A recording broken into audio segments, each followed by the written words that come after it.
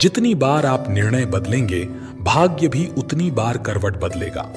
महाभारत युद्ध से पहले दुर्योधन ने श्री कृष्ण की नारायणी सेना चुनी और अर्जुन ने भगवान श्री कृष्ण को। प्रसंग उस समय का है जब भगवान श्री कृष्ण पांडवों की तरफ से शांति प्रस्ताव लेकर गए थे और उन्होंने पांडवों के लिए सिर्फ 5 गांव मांगे थे। तो शकुनी ने दुर्योधन से कहा कि कृष्ण दुर्योधन का पक्ष लेकर आए हैं, ये छलियां हैं, उनके लिए 5 गांव मांग रहे हैं और ये हमारे लिए सही नहीं रहेगा। दुर्योधन, जिसका नाम सुयोधन था, जो अपने कर्मों से दुर्योधन बना। दुर्योधन ने इस बात पर क्रोध जताया और अपने सैनिकों को आदेश दिया, कृष्ण को बंदी बना लो। तब श्री कृष्ण ने दुर्योधन को अपना विशाल रूप दिखाया था और उसे उसकी मृत्यु के दर्शन करवाए थे। वो नहीं जानता था कि कृष्ण को बंदी बनाना इतना आसान नहीं। कृष्ण चेतावनी देकर चले गए और इधर धृतराष्ट्र चिंता में आ गए कि अब होगा क्या। धृतराष्ट्र ने अपने ज्योतिषी को बुलवाया, उनसे पूछा कि अब क्या होगा। ज्योतिषी ने दुर्योधन की कुंडली देखी और बोले, दुर्योधन की कुंडली में राजयोग है, इसे राजा बनने से कोई रोक ही नहीं सकता। ये तो निश्चित तौर पर राजा बनेंगे, आप युद्ध कीजिए। धृतराष्ट्र बोले, ठीक है, फिर युद्ध करो, मेरा दुर्योधन ही राजा बनना चाहिए। और फिर युद्ध शुरू हुआ। युद्ध से 2 ही लोग बाहर थे, एक संजय जो युद्ध क्षेत्र की सारी घटना सुना रहे थे और दूसरे विदुर जिन्होंने युद्ध को त्याग दिया था। युद्ध शुरू हुआ तो कौरव सेना धीरे धीरे मृत्यु के मुंह में जाने लगी। पहले ही 3 दिन में काफी कौरवों का नाश हो गया। धृतराष्ट्र ने ज्योतिषी को बुलवाया और कहा कि ये सब क्या हो रहा है। तुमने कहा था कि दुर्योधन राजा बनेगा, लेकिन ये पांडव तो भारी पड़ रहे हैं। ज्योतिषी ने कहा कि महाराज, परिणाम तो आने दीजिए, अभी तो युद्ध शुरू हुआ है और परिणाम ये है कि दुर्योधन की कुंडली में राजयोग है, वो राजा बनेगा ही बनेगा। और इस महाभारत के भीषण युद्ध के 10 दिन बीत गए तो धृतराष्ट्र घबरा गए, क्योंकि बहुत कौरव मारे जा चुके थे। तो धृतराष्ट्र ने ज्योतिषी को फिर बुलवाया और पूछा कि ये क्या हो रहा है, परिणाम तो आ ही जाएगा, लेकिन ये हो क्या रहा है। तब ज्योतिषी ने कहा कि कोई है जो ग्रह नक्षत्रों की दिशाएं बदल रहा है, कोई है वहां जो समय और ग्रह नक्षत्रों से परे है, कोई तो है वहां। तो विदुर ने कहा, श्री कृष्ण हैं वहां, प्रभु हैं वहां। जहां कृष्ण होते हैं वहां सारे नक्षत्र, सारी दिशाएं उनके कहने पर चलती हैं। तो दोस्तों, कुंडली पर नहीं, अपने कृष्ण पर भरोसा रखें। जब आपके जीवन रूपी रथ को कृष्ण चलाएंगे तो महाभारत कितनी ही बड़ी हो, सामने वाले योद्धा कितने ही मजबूत हों, वो धराशायी होंगे ही होंगे। वो दुर्योधन, जिसकी कुंडली में राजयोग था, लेकिन उसका रास्ता धर्म का नहीं था, उसका रास्ता अच्छे कर्म का नहीं था, तो कुंडली बदलने में क्षण भर नहीं लगा। अपने विश्वास को अपने कर्म पर और अपने प्रभु पर मजबूत रखिए, भाग्य को पलटते देर नहीं लगेगी। इंसान की कर्म से उसका भाग्य तय होता है। यदि हमें किसी लक्ष्य की प्राप्ति नहीं होती है तो हम कहते हैं कि यह मेरे भाग्य में नहीं था। वहीं कुछ लोग मानते हैं कि कर्म से बढ़कर कुछ नहीं है। पिछले जैसे कर्म होते हैं वैसा हमारे आज का भाग्य या प्रारब्ध बनता है। कर्म का घटित होना और कर्म के हिसाब से कर्मफल का आना, यह प्रकृति का अटल नियम है। उसमें अन्य कोई भी बदलाव नहीं कर सकता। खुद परमात्मा भी कर्म के खेल में हस्तक्षेप नहीं करते। लेकिन मित्रों, भक्ति में वह ताकत है कि वह हमारा भाग्य बदल सकती है। भाग्य को लेकर दुनिया 2 धड़ों में बटी है। एक जो भाग्य को मानते हैं, दूसरे जो कर्म को प्राथमिकता देते हैं। सनातन धर्म कहता है कि कर्म और भाग्य एक ही गाड़ी के 2 पहिए हैं। अगर हम कर्म करते हैं तो उसका परिणाम ही आगे चलकर हमारे लिए भाग्य का काम करता है। अगर कर्म नहीं करते हैं तो भाग्य भी उतना साथ नहीं दे पाता है। एक प्रसिद्ध कहावत है कि भाग्य के भरोसे रहने वालों को उतना ही मिलता है जितना कोशिश करने वाले छोड़ देते हैं। लेकिन एक कहावत यह भी है कि भाग्य से ज्यादा और समय से पहले किसी को कुछ नहीं मिलता है। समय से पहले और भाग्य से ज्यादा न कभी किसी को मिला है और ना ही मिलेगा। परंतु हम सिर्फ भाग्य के भरोसे नहीं रह सकते।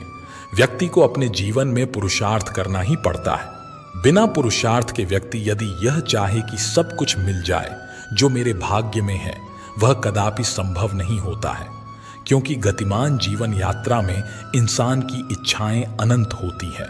बिना पुरुषार्थ के भोजन भी नहीं मिल सकता है और बिना पुरुषार्थ के किसान खेती भी नहीं कर सकता है।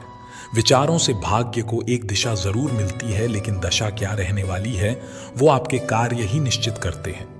अगर आपके विचार बहुत नेक है तो आप अपने भाग्य और मेहनत से जमा धन अच्छे कार्यों में निर्वाह करेंगे, अन्यथा व्यसनों में व्यर्थ कर देंगे तो आप अपनी सोच से भाग्य और कर्म को एक दिशा तो दे सकते हैं, लेकिन जो आपके भाग्य में लिखा है वो आपकी योग्यताओं का ही तो प्रतिफल है। अगर आपके भाग्य में व्यापारी बनना लिखा ही नहीं, इसका मतलब कदापि नहीं है कि आप व्यापार नहीं कर सकते। इसका अर्थ है कि आपके स्वभाव में सौदेबाजी नहीं लिखी है। आप व्यवहार आदि तो निभा सकते हैं, लेकिन एक बिजनेस के लिए जो स्वभाव और भाव चाहिए वो आप में नहीं है। सिर्फ विचार मात्र से आप अपने सामने रखा भोजन भी नहीं चख सकते। जो विचार प्राकृतिक रूप से उठ रहे हों वो आपके भाग्य और कर्म को बल देंगे, उन्हें दिशा भी प्रदान करेंगे, लेकिन दूसरों के दिखावे में कोई भी प्रयत्न व्यर्थ और नुकसानदायक ही होगा। अगर आप कुछ करना चाहते हैं जो लगभग असंभव सा लग रहा है, आपको लोग हतोत्साहित करते हैं कि आप वह नहीं कर पाएंगे, लेकिन आप मन बना लेते हैं कि आपको वह करना ही करना है और आप दिन रात उसी के बारे में सोचते हैं कि आपको वह करना है, लेकिन आपके मन में शंका के बीज उत्पन्न हो जाते हैं और आप सोचते हैं कि आप वह कार्य कर लेंगे, लेकिन शंका के कारण आप बस सोचते ही रह जाते हैं। क्या आपके सकारात्मक विचारों से आपका भाग्य बदल जाएगा? आप 100% भी सकारात्मक सोचते रहेंगे तब भी नहीं, क्योंकि आप प्रयास ही नहीं कर रहे हैं। इसलिए केवल विचारों से भाग्य नहीं बदलता। जब तक आप विचारों को प्रयास में परिवर्तित नहीं करेंगे तब तक आपके विचार केवल विचार ही रहेंगे, और भाग्य बदलने के लिए विचारों के साथ साथ प्रयास की भी आवश्यकता पड़ती है। क्यों बैठे तुम निठठले, नहीं है कोई काम धाम, कर्म की महिमा को समझो। कर्म सुख की खान, मूढ़ बैठा चौखट प्रभु के, मांगे है दिन रात, कर्मयोगी बन कोई, करता है पुरुषार्थ। कहा कृष्ण ने अर्जुन से, ध्येय तुम्हारा है करना कर्म, फल की इच्छा त्याग, अर्पित कर सब कर्म प्रभु को। रख हृदय में आस, फलित होंगे कर्म तुम्हारे। रख खुद पे विश्वास, आस कह रही श्वास से। धीरज रखना सीख, बिन मांगे मोती मिले, मांगे मिले न भीख। भले ही आपके भाग्य में कुछ नहीं लिखा हो, पर आपके अच्छे हैं तो आप वो भी पा सकते हैं जो आपके भाग्य में नहीं है। काशी नगर के एक धनी सेठ थे जिनके कोई संतान नहीं थी। बड़े बड़े विद्वान ज्योतिषों से सलाह मशवरा करने के बाद भी उन्हें कोई लाभ नहीं मिला। सभी उपायों से निराश होने के बाद सेठ जी को किसी ने सलाह दी कि आप गोस्वामी जी के पास जाइए, वे रोज रामायण पढ़ते हैं। तब भगवान राम स्वयं कथा सुनने आते हैं, इसलिए उनसे कहना कि वो भगवान से पूछे कि आपके संतान कब होगी। सेठ जी गोस्वामी जी के पास जाते हैं और अपनी समस्या के बारे में भगवान से बात करने को कहते हैं। कथा समाप्त होने के बाद गोस्वामी जी भगवान से पूछते हैं कि प्रभु वो सेठ जी आए थे जो अपनी संतान के बारे में पूछ रहे थे। तब भगवान ने कहा कि उन्होंने पिछले जन्मों में अपनी संतान को बहुत दुख दिए हैं, इस कारण उनके 7 जन्मों तक संतान नहीं लिखी हुई है। दूसरे दिन गोस्वामी जी सेठ जी को सारी बात बता देते हैं। सेठ जी मायूस होकर ईश्वर की मर्जी मानकर चले जाते हैं। थोड़े दिनों बाद सेठ जी के घर एक संत आते हैं और वो भिक्षा मांगते हुए कहते हैं कि भिक्षा दो, जो मांगोगे वो मिलेगा। तब सेठ जी की पत्नी संत से बोलती है कि गुरुजी मेरे संतान नहीं है। तो संत बोले, तू एक रोटी देगी तो तेरे एक संतान जरूर होगी। व्यापारी की पत्नी उसे 2 रोटी दे देती है। उससे प्रसन्न होकर संत ये कहकर चला जाता है कि जाओ तुम्हारे 2 संतान होगी। 1 वर्ष बाद सेठ जी के 2 जुड़वां संतानें हो जाती है। कुछ समय बाद गोस्वामी जी का उधर से निकलना होता है। व्यापारी के दोनों बच्चे घर के बाहर खेल रहे होते हैं। उन्हें देखकर वो व्यापारी से पूछते हैं कि ये बच्चे किसके हैं। व्यापारी बोलता है, गोस्वामी जी ये बच्चे मेरे ही हैं। आपने तो झूठ बोल दिया कि भगवान ने कहा है मेरे संतान नहीं होगी, पर ये देखो गोस्वामी जी मेरे 2 जुड़वा संतानें हुई हैं। गोस्वामी जी ये सुनकर आश्चर्यचकित हो जाते हैं। फिर व्यापारी उन्हें उस संत के वचन के बारे में बताता है। उसकी बात सुनकर गोस्वामी जी चले जाते हैं। शाम को गोस्वामी जी कुछ चितिंत मुद्रा में रामायण पढ़ते हैं तो भगवान उनसे पूछते हैं कि गोस्वामी जी आज क्या बात है, चिंतित मुद्रा में क्यों हो? तो गोस्वामी जी कहते हैं कि प्रभु आपने मुझे उस व्यापारी के सामने झूठा पटक दिया। आपने तो कहा कि व्यापारी के 7 जन्म तक कोई संतान नहीं लिखी है, फिर उसके 2 संतानें कैसे हो गई? तब भगवान बोले कि उसके पूर्व जन्म के बुरे कर्मों के कारण मैं उसे 7 जन्म तक संतान नहीं दे सकता, क्योंकि मैं नियमों की मर्यादा में बंधा हूं। पर अगर मेरे किसी संत भक्त ने उन्हें कह दिया कि तुम्हारे संतान होगी, तो उस समय मैं भी कुछ नहीं कर सकता, क्योंकि मैं भी संतों की मर्यादा से बंधा हूं। मैं पूर्ण संतों के वचनों को काट नहीं सकता, मुझे संत की बात रखनी पड़ती है। इसलिए अगर आप भी उसे कह देते कि जा तेरे संतान हो जाएगी, तो मुझे आप जैसे भक्तों के वचनों की रक्षा के लिए भी अपनी मर्यादा को तोड़कर वो सब कुछ देना पड़ता है जो उसके भाग्य में नहीं लिखा है। इस कहानी से तात्पर्य यही है कि भले ही विधाता ने आपके भाग्य में कुछ ना लिखा हो, पर अगर आपके अच्छे कर्मों की वजह से किसी गुरु का आशीर्वाद आप हो या माता पिता की दुआएं आपने कमाई हो, तो आपको वो भी मिल सकता है जो आपके किस्मत में नहीं। कर्म ही सत्य है, कर्म ही धर्म है और कर्म ही जीवन भी है। कर्म के बिना जीवन अधूरा है। गीता में श्री कृष्ण ने अर्जुन को कर्म करने को ही कहा था। संस्कृत के प्रकांड पंडित पाणिनि के हाथ में या भाग्य में विद्या रेखा नहीं थी, फिर भी अपने कर्म के बल पर भाग्य को बदलकर महान और प्रकांड पंडित बने। संस्कृत में ढेर सारी किताबें लिखी। जो कर्मवीर होते हैं वे कभी भाग्य की नहीं सोचते हैं, भाग्य खुद चलकर उनके पास आता है। एक कड़वी सच्चाई भी है, जब आदमी असफल हो जाता है तब भाग्य का रोना रोता है। आपका भाग्य आपको सफलता के लिए अपॉर्चुनिटी दिला सकता है, उसके बाद उसको सफलता में परिवर्तित करने के लिए आपको ही मेहनत करनी पड़ेगी। प्रकृति के नियम शाश्वत हैं, जैसे कोई भी वस्तु हाथ से छोड़ने पर जमीन पर ही गिरेगी, यह गुरुत्वाकर्षण का नियम है। कुछ भी फेंको आसमान की तरफ वापस जमीन पर ही आ जाता है। इसी तरह हमारे शब्द हैं और शब्दों से विचार बनते हैं। बोले गए शब्द या विचार ब्रह्मांड में चले जाते हैं और वापस उसी जैसी समान आवृत्ति वाले विचार वापस आपके पास आते हैं। प्रकृति का एक नियम है कि जो भी आप उसे देते हैं वह कई गुना करके आपको वापस देती है। प्रकृति के नियम अटल हैं, हम उसे जो देते हैं वही वापस आता है लौटकर। आप प्रेम बांटते हैं तो प्रेम वापस लौटकर आएगा। आप धन का दान करते हैं तो प्रकृति आपको कई गुना धन वापस करती है। आप घृणा फैलाते हैं, बदले में आपको घृणा ही मिलेगी। आप जैसे विचार भेजते हैं वही आपको मिलेंगे। आप हमेशा समस्याओं पर बात करेंगे, प्रकृति आपको कई समस्याएं प्रस्तुत कर देगी। आप अपने विचार बदल कर देखिए, सकारात्मक विचार सोचिए, सकारात्मक बातें कीजिए। आप केवल अपने शब्दों को बदल कर देखिए, सारे नकारात्मक शब्द हटा दीजिए। ब्रह्मांड में सकारात्मक ऊर्जा प्रवाह होने दें, कई गुना सकारात्मकता वापस आएगी। कुछ समय बाद ही आप परिवर्तन देखने लगेंगे, आपकी परिस्थितियां बदलने लगेंगी।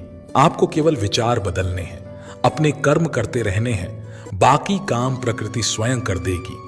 आपके विचार ही आपके कर्म बनते हैं और कर्म ही भाग्य का निर्माण करते हैं। आप विचार बदल दीजिए, आपका भाग्य बदल जाएगा। किसी भी काम को सही तरीके से किया गया हो तो भाग्य का भी साथ मिलता है और इंसान को सफलता भी मिलती है। किसी को सफलता नहीं मिलती है तो लोग भाग्य को दोष देना शुरू कर देते हैं कि हमारे भाग्य में यह चीज नहीं थी इसलिए नहीं मिली।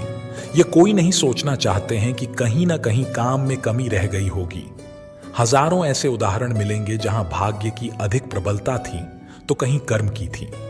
मुकेश अंबानी और अनिल अंबानी दोनों के पास बराबर की धन संपत्ति थी। दोनों का अलगाव हुआ और दोनों ने अपना अपना हिस्सा लिया। एक सफलता की सीढ़ी चढ़ते गए, दूसरे को जेल जाने की नौबत आ गई। अब यहां क्या कहेंगे, ऐसा क्यों हुआ? दोनों समान परिवेश के इंसान हैं। दोनों का भाग्य अच्छा था जब तक दोनों अलग नहीं हुए थे। बाद में अनिल अंबानी के कुछ गलत निर्णय ने उनकी सफलता खत्म कर दी। यहां भाग्य को दोष नहीं दिया जा सकता है।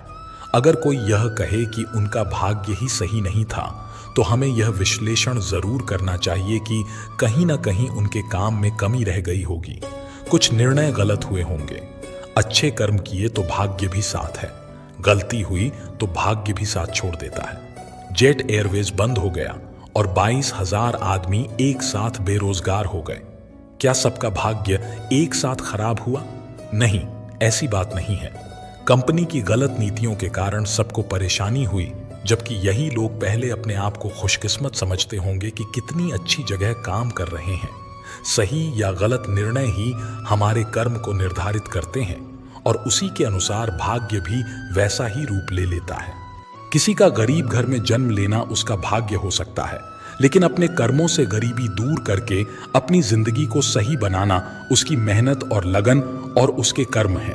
सही कर्म करने के लिए भी कुछ कारक महत्वपूर्ण होते हैं, जैसे मेहनत, लगन, संकल्प, दृढ़ इच्छा शक्ति, परिवार का सहयोग, सही समय पर सही निर्णय लेना, पैसे का सदुपयोग, अनुकूल स्थिति बनाना। ये सारे कारक मिलकर ही अच्छे कर्म की राह तय करते हैं। कर्म से हम अपने भाग्य को बदल सकते हैं या अपने कर्म से भाग्य का साथ पा सकते हैं। प्रयत्नहीन प्रार्थना का कोई मतलब नहीं है। फिर हम कुदरत का एक करिश्मा देखें तो ईश्वर ने हमारे हाथों की लकीरों के आगे उंगलियां इसलिए दी है कि हम कर्म से अपने भाग्य को बदल सकें। यह मेरी राय है, आप इससे सहमत या असहमत कमेंट में बताएं। जीवन में अगर आपको कुछ पाना है तो मेहनत तो करनी ही पड़ेगी। मंजिलें उन्हीं को मिलती है जो उसकी ओर कदम बढ़ाते हैं। महाभारत में जब अर्जुन ने कुरुक्षेत्र में युद्ध में अपने स्वजनों को अपने सामने खड़ा पाया तो उसका शरीर निस्तेज हो गया, हाथों से धनुष छूट गया, प्राणहीन मनुष्य के समान वह धरती पर गिर गया। तब भगवान श्री कृष्ण ने उसे गीता के कर्म ज्ञान का उपदेश दिया। भगवान कृष्ण ने अर्जुन को कहा कि राज्य तुम्हारे भाग्य में है या नहीं, यह तो बाद में, पहले तुम्हें युद्ध तो लड़ना पड़ेगा, तुम्हें अपना कर्म तो करना पड़ेगा, अर्थात स्वजनों के खिलाफ युद्ध तो लड़ना पड़ेगा। तुलसीदास जी ने भी श्री रामचरितमानस में लिखा है, कर्म प्रधान विश्व करी राखा, अर्थात युग तो कर्म का है। इसका अर्थ यह हुआ कि हम अपना कार्य करें, फल की चिंता बाद में करें।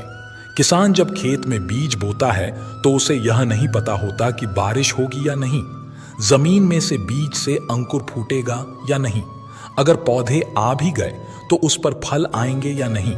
लेकिन किसान बीजों को जमीन बोता है और फसल की चिंता ईश्वर पर छोड़ देता है। संघर्ष करते हुए कभी मत घबराना, क्योंकि संघर्ष के दौरान ही इंसान अकेला होता है। सफलता के बाद तो सारी दुनिया साथ देती है।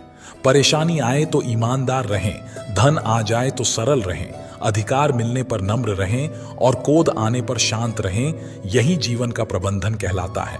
यहाँ सभी के जीवन में मुसीबतें जरूर हैं, लेकिन जो मुसीबतों से लड़कर आगे बढ़े वहीं आज की महाभारत का अर्जुन है। अगर भगवान तुमसे ज्यादा इंतजार करवा रहे हैं तो तैयार रहना, वो उससे कहीं ज्यादा देने वाले हैं जितना तुमने मांगा है। संसार में सबसे श्रेष्ठ संबंध भगवान के साथ ही है, जिसमें कभी दुख नहीं मिलता।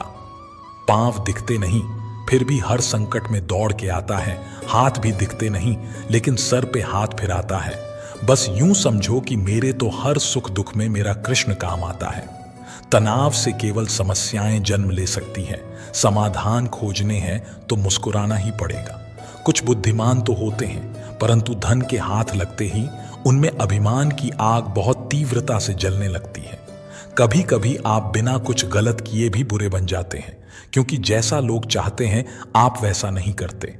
जिस डर से आत्मविश्वास की हानि होने लगे, उस डर का अंत करना अवश्य हो जाता है।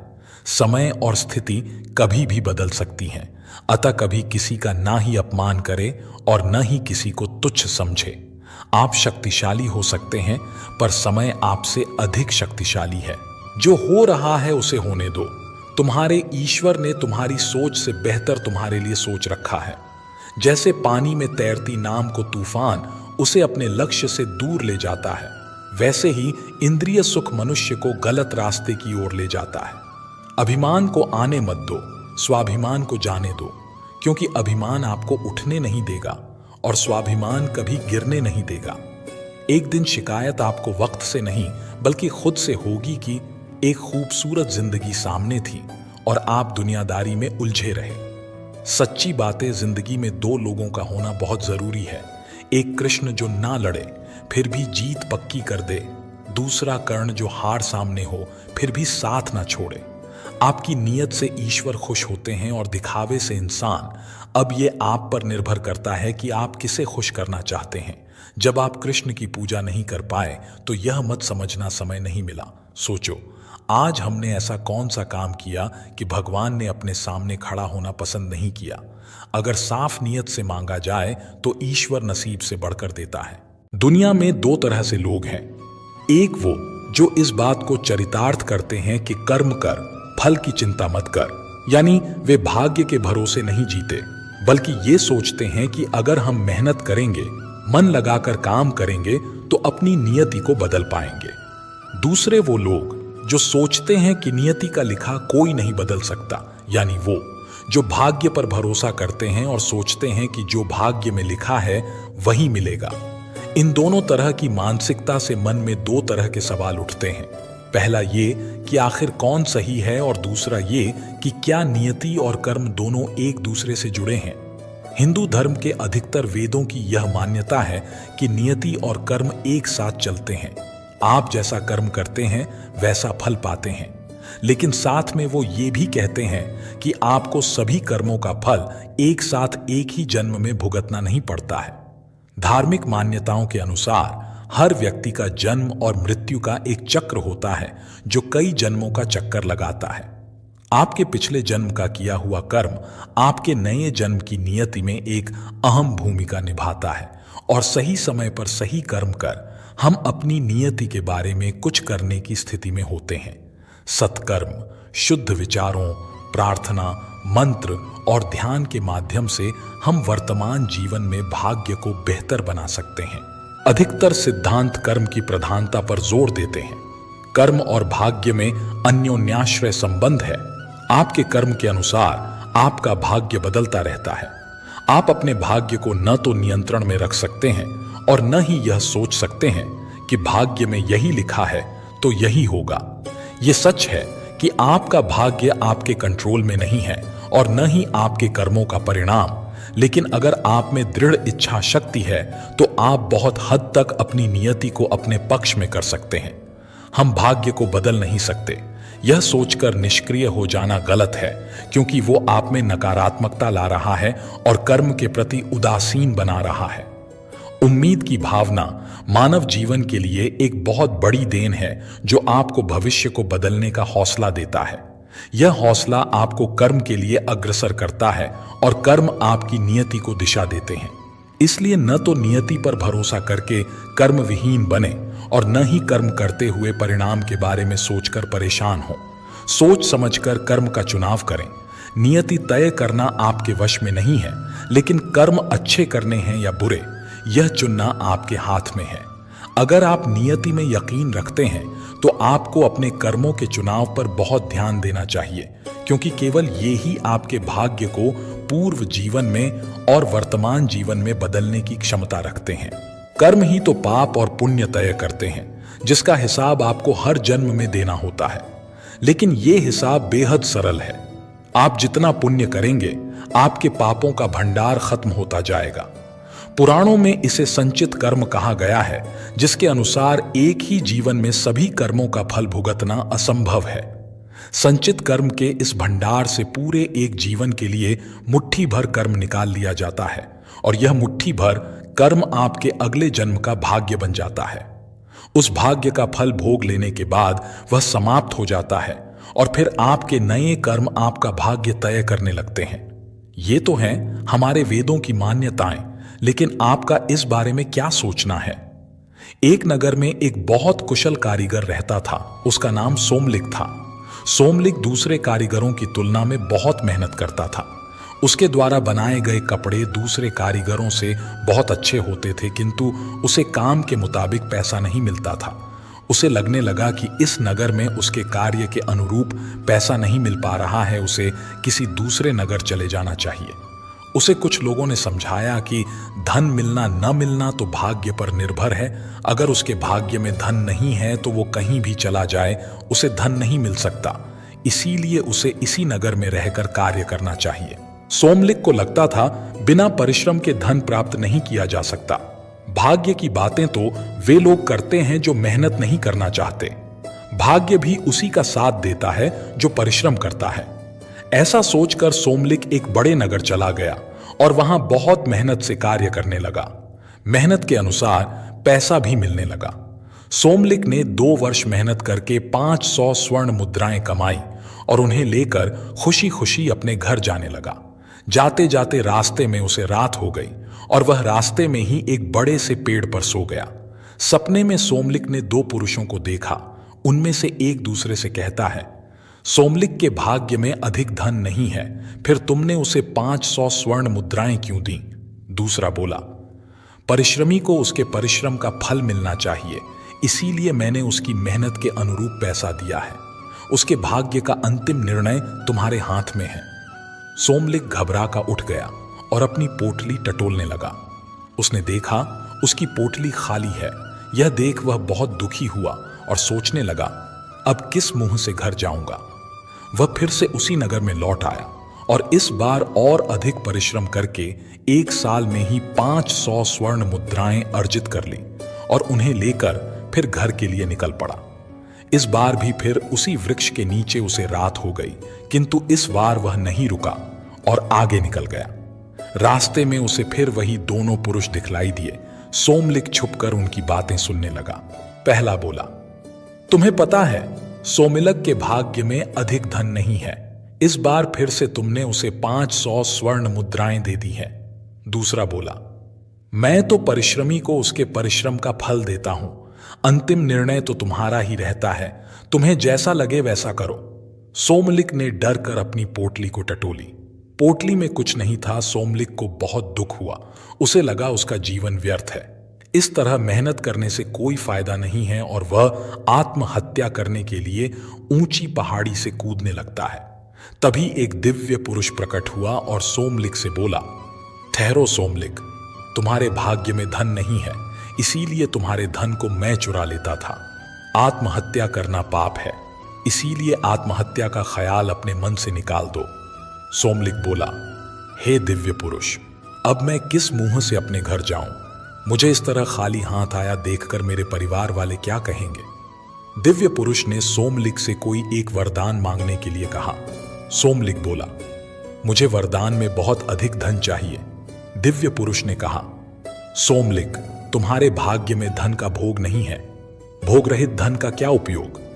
सोमलिक को तो धन ही चाहिए था। वह बोला, हे दिव्य पुरुष, इस संसार में जिसके पास धन है उसे सभी पूछते हैं, और जिसके पास धन नहीं उसके पास ज्ञान और कला होने पर भी कोई नहीं पूछता। धनवान व्यक्ति अयोग्य होने पर भी संसार में यश और मान सम्मान पाता है, इसीलिए मुझे तो बहुत सारा धन चाहिए। दिव्य पुरुष ने कहा, तुम नगर वापस लौट जाओ, वहां तुम्हें गुप्त धन और उपयुक्त धन नाम के 2 व्यक्ति मिलेंगे। गुप्त धन के पास भोग रहित धन है और उपयुक्त धन के पास उपयोग में आने वाला धन है। तुम कुछ समय इन दोनों के साथ रहो, फिर मुझे बतलाना तुम्हें किसके जैसा धन चाहिए। सोमलिक वापस नगर आ गया और गुप्त धन का पता करते करते उसके घर पहुंच गया। गुप्त धन ने सोमलिक को घर से भगाने का प्रयास किया, किंतु वह तिरस्कृत होने के बाद भी गुप्त धन के घर में रुक गया। गुप्त धन ने रात्रि में थोड़ा बहुत खाना उसे भी दे दिया, जिसे खाकर वह सो गया। सुबह सोमलिक ने देखा कि गुप्त धन बीमार हो गया और बीमारी के कारण उसने एक दिन खाना नहीं खाया। सोमलिक वहां से निकलकर उपयुक्त धन के घर का पता पूछता हुआ उसके घर पहुंच गया। घर में मेहमान आया देखकर उपयुक्त धन ने उसका स्वागत किया और रात को अच्छे अच्छे पकवान खिलाए और सोने के लिए अच्छा बिस्तर दिया। सुबह सोमलिक को पता लगा कि उपयुक्त धन ने साहूकार से कुछ ऋण लिया था। उसी ऋण के पैसे से वह लोगों का भला करता है। जिस समय सोमलिक जा रहा था तभी राजा के दूत आए और उपयुक्त धन को उसके अच्छे कार्यों और समाज सेवा के लिए इनाम और पैसा दे गए, जिससे उसने साहूकार का ऋण उतार दिया। यह देखकर सोमलिक को समझ आ गया, संचय रहित उपयुक्त धन ही अच्छा है, यह गुप्त धन की तरह कंजूस नहीं है। सोमलिक ने दिव्य पुरुष से उपयुक्त धन जैसा बनने का वर मांग लिया। शिक्षा कर्म भाग्य का निर्माता है, इस कहानी से हमें शिक्षा मिलती है कि वही धन श्रेष्ठ है जिसका उपयोग अच्छे कार्यों में हो। जो हर दिन कोशिश करता है वो एक ना एक दिन मनचाही मंजिल तक पहुंच ही जाता है। जिंदगी में अगर आगे बढ़ना है तो कभी निर्भर मत रहना गैरों पर। मंजिल उन्हीं को मिलती है जो खड़े हैं अपने पैरों पर।